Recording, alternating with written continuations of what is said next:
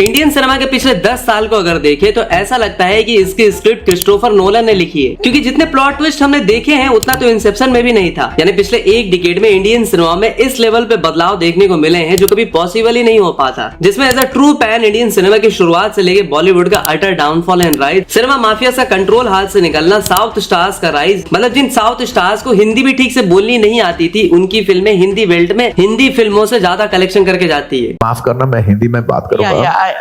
मेरा हिंदी अच्छा नहीं है, नहीं, फिर भी मैं कोशिश करूंगा। बॉलीवुड को देख के ऐसा लगता है कि पिछले कुछ सालों से वो उन रिश्तेदारों की तरह हो गया है जो शादी में ओवर एक्टिंग करते हैं पर कोई भाव नहीं देता। सिनेमा माफिया ऐसे गायब हुए जैसे उधार लेके भागा हुआ दोस्त। एक तरफ बॉलीवुड का डाउनफॉल तो आया, लेकिन दूसरी तरफ पठान जवान ने दिखा दिया कि खान साहब भी रिटायरमेंट होम नहीं जाने वाले। पर हाँ, स्टार पावर की डेफिनेशन अब पूरी तरह से बदल गई। जिन स्टार्स को हमने बचपन में गोल्ड माइन टेलीफिल्म्स और डैशिंग डिगर वाला या खतरनाक खिलाड़ी जैसे अजीब टाइटल्स के साथ देखा, आज के टाइम पे वो बॉक्स ऑफिस हिला रहे हैं। प्रभास जूनियर, एनटीआर, रामचरण, इन्होंने एंट्री तो ऐसी मारी कि लगा बॉलीवुड का शटर गिरा देंगे। बट प्रॉब्लम वही कि एक बाहुबली RRR देने के बाद इनका ग्राफ थोड़ा कंफ्यूज जरूर हुआ। कभी VFX ने धोखा दे दिया तो कभी script out of the delivery area निकल गई। मतलब मास स्टार्स में खान की जगह ऑडियंस ने यश, प्रभास, अल्लू अर्जुन, रामचरण, ऋषभ शेट्टी से लेके जूनियर NTR, इन लोगों ने भी अपना नाम दर्ज करवाया। लेकिन जैसा कि मैंने कहा कि साउथ में काफी लोगों ने एक बड़ी हिट देने के बाद दोबारा वैसा भौकाल नहीं बना पाए जिसमें प्रभास से लेके जूनियर NTR, रामचरण सबका नाम आया। बट इनमें से सबसे चालाकी से मूव लेते हुए कोई दिखा तो वो थे आइकॉन स्टार अल्लू अर्जुन। रकुल प्रीत सिंह अपने पुराने इंटरव्यू में बताती है कि अल्लू अर्जुन ने सालों पहले प्रिडिक्ट कर लिया था कि नॉर्थ साउथ का बैरियर टूटने वाला है। जब बाकी लोग लोकल मार्केट में बिजी थे, यह बंदा इंटरनेशनल खिलाड़ी बनाने की प्लानिंग कर रहा था।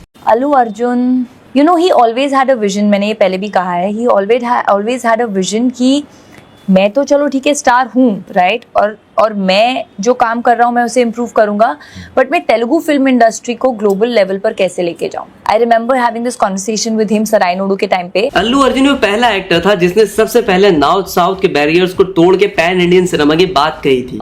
I want to be very authentic.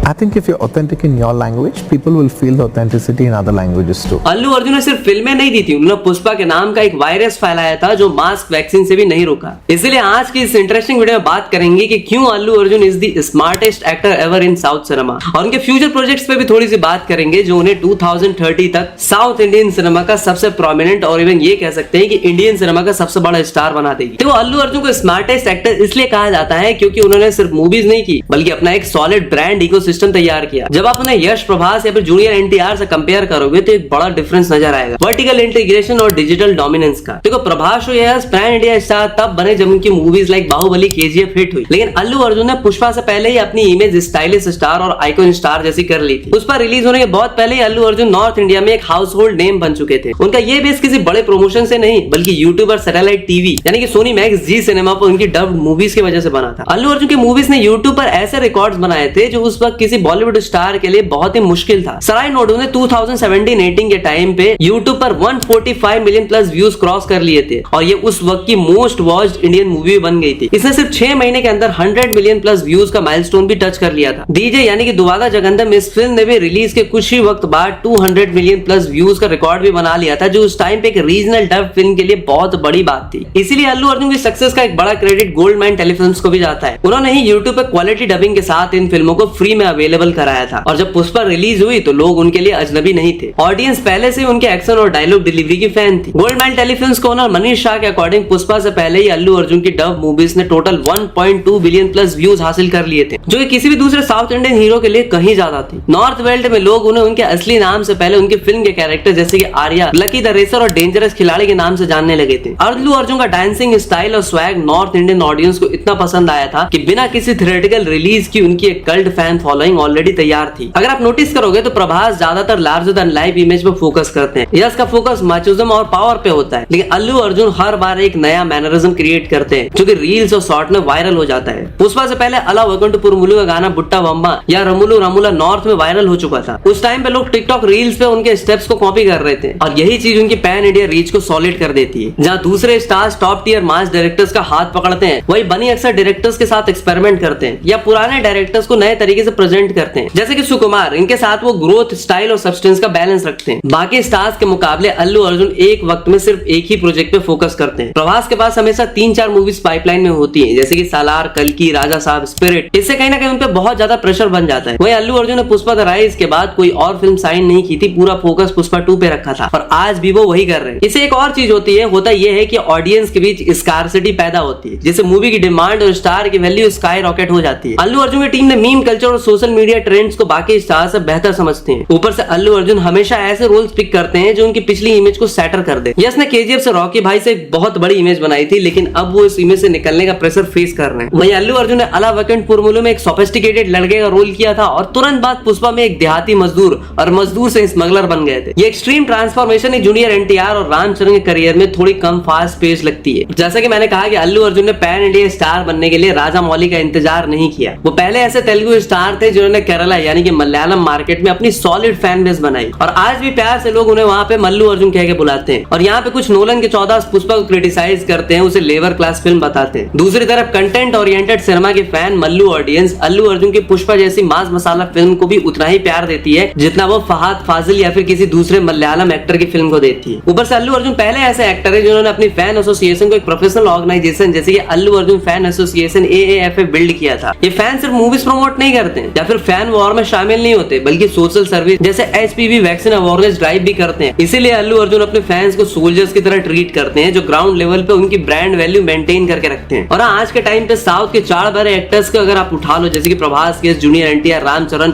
Allu Arjun, तो अल्लू अर्जुन को छोड़ के इनमें से बाकी किसी को भी आज तक नेशनल अवार्ड नहीं मिला। बट अल्लू अर्जुन पहले ऐसे तेलुगु एक्टर हैं जिनको 2021 में पुष्पा द राइज के लिए national award for best actor भी जीता। और भाई SRK को 33 इयर्स के फिल्मी करियर में नेशनल अवार्ड जवान जैसी फिल्म के लिए मिलता है, जिसे लोगों ने साफ साफ झोल बता दिया था। बट बाद में लोग शांत हो गए थे क्योंकि ये अवार्ड जवान के लिए नहीं बल्कि स्वदेश के लिए ही था। क्योंकि आशुतोष गोवारिकर जिन्होंने SRK के साथ स्वदेश बनाई थी, he was the chairperson of the jury for 71st national film award. और ब्रांड वैल्यू और मार्केटिंग से याद आया कि अल्लू अर्जुन की मार्केटिंग टीम बहुत ही एग्रेसिव है। झुकेगा नहीं साला यानी कि थगे दिल्ली जैसे कैच फ्रेजेस को भी फिल्म से पहले ही ब्रांड बना देते हैं। जूनियर एनटीआर और रामचरण अक्सर लेगेसी और सॉलिड एक्टिंग पे डिपेंड करते हैं। अल्लू अर्जुन एक्टिंग के साथ साथ पैकेजिंग पे भी बहुत मेहनत करते हैं। उनका ड्रेसिंग सेंस और डांस लुक्स उन्हें किड्स और यूथ में बहुत ही पॉपुलर बनाता है। तो अब बात करते हैं अल्लू अर्जुन के अपकमिंग प्रोजेक्ट्स। तो देखो, टू बी वेरी ऑनेस्ट, आज कंडीशन ऐसी है कि अल्लू अर्जुन के साथ इंडियन सिनेमा का मतलब हर इंडस्ट्री का एम्बिशियस बंदा काम करने को तैयार खड़ा है। यार अलग अलग इंडस्ट्री के डायरेक्टर्स उन्हें 4-5 फिल्में ऑफर कर रखी है और यही फिल्म इंडियन सिनेमा का सबसे बड़ा सुपरस्टार भी बनाएंगी और इंडियन सिनेमा का बार भी हाई सेट करेंगी। इस लिस्ट की सबसे पहली फिल्म है तमिल तेलुगु सिनेमा का फेनोमेनल कोलैब। हाँ, मैं अल्लू एटली वाली AA22A6 की ही बात कर रहा हूँ। तो अल्लू अर्जुन और एटली का ये कोलैब फायर नहीं सीधा वोल्केनो लेके आ रहा है। अब तो इसको नाम भी मिल गया है एज़राका। और ये फिल्म नहीं दरअसल एक मैसिव साइंस फिक्शन थ्रिलर है जो पैन इंडिया नहीं सीधा पैन वर्ल्ड को टारगेट करेगी। मुंबई के VFX स्टूडियोज में शूटिंग ऐसे चल रही है जैसे कोई नासा का मिशन चल रहा हो। हॉलीवुड के बड़े बड़े सूरमा जैसे कि आयरन हेड स्टूडियोज, जेम्स मैडिगन इससे जुड़े हैं। स्क्रिप्ट सुनकर तो उनका भी सर घूमर घूमर करने लगा है। लेकिन अपने अर्जुनवा थोड़े जल्दी में है क्योंकि उन्हें जून 2026 तक पैकअप करके नए प्रोजेक्ट पे निकलना जो है। पर एटली ने बेबी जॉन भले डायरेक्ट ना की हो, पर डर तो उन्हें भी लग रहा है, इसलिए वो इस बार बिल्कुल भी रिस्क नहीं लेना चाह रहे। वो आराम से बिना जल्दी के एक परफेक्ट मास्टरपीस बनाना चाह रहे। और ऐसा कहा जा रहा है कि अल्लू अर्जुन इसमें 4 अलग रोल में दिखेंगे, बाप, दादा, पोता, सबका बदला एक ही फिल्म में लेंगे। फिल्म का बजट 800 करोड़ है, यानी कि रामायण के बाद सेकंड मोस्ट एक्सपेंसिव। इसमें multiverse, time travel, 4 Allu Arjun. Hollywood वाले भी परेशान है कि इंडियन डायरेक्टर कर क्या रहा है। बस दुआ करो कि 800 करोड़ स्क्रीन पे आग लगा दे। टारगेट तो दिसंबर 2026 या जनवरी 2027 ही है, पर VFX का काम देखते हुए ये समर 2027 तक भी खिंच सकती है। अगले प्रोजेक्ट की बात करें, देखो तेलुगु डायरेक्टर्स का बोलबाला तो है ही, लेकिन आज बात करेंगे उन डायरेक्टर्स की जो तमिल इंडस्ट्री से आके अल्लू अर्जुन पे कुछ ज्यादा ही मेहरबान हो रहे हैं। देखो बात ऐसी है कि तमिल इंडस्ट्री में थलापति विजय के बाद जैसे कोई माई का लाल बाप का पीले सुपरस्टार बचा ही नहीं है, इसीलिए सब भाग रहे हैं अल्लू अर्जुन की तरफ। पहले एटली और अब लोकेश कनगराज। लोकेश भाई ने तो अपनी LCO को भी साइड में रख दिया है। कैथी 2, बेंच, सब ऑनगोइंग प्रोजेक्ट्स को टाटा बाय बाय बोल के वो सबसे पहले आइकॉन स्टार अल्लू अर्जुन के साथ काम करने को तैयार है। और भाई AA23 और LK7 का अनाउंसमेंट भी हो चुका है। अल्लू अर्जुन और लोकेश कनगराज का ये कोलैब इंडियन सिनेमा का सबसे बड़ा इवेंट होगा। देखो टेक्निकली ये लोकेश की पहली मेजर तेलुगु फिल्म है। लोग बोल रहे हैं कि LCO जैसी यूनिवर्स को छोड़ के AA के साथ फिल्म करना जस्टिफाइड नहीं है, लेकिन जरा सोचो पुष्पा 2 के एक्स्ट्रा ऑर्डिनरी सक्सेस के बाद अल्लू अर्जुन को कितने ही ऑफर्स आए होंगे। इसमें उन्होंने लोकेश को ही चुना, मतलब स्क्रिप्ट में कुछ तो ऐसी बात होगी। ऊपर से लोकेश को भी एक true blue pan India star मिल गया है, इसलिए उन्होंने इसी को प्रायोरिटी दी। लेकिन मैं कहूंगा कि फिल्म नहीं बल्कि म्यूजिकल चेयर का गेम चल रहा है, क्योंकि AA23 असलियत में लोकेश का ड्रीम प्रोजेक्ट है, जिसका पहला नाम दिया गया था इरुम्बुकाई मायावी, जिसमें पहले सूर्या कास्ट किया जाता है, पर उनकी कंगवा पिट जाती है। फिर लोकेश कनगराग जैसे आमिर के पास ले जाते हैं। कूली के टाइम पे नरेशन की बातें भी चलती है। Lokesh and I are supposed to meet up. I think last month we spoke and he said he's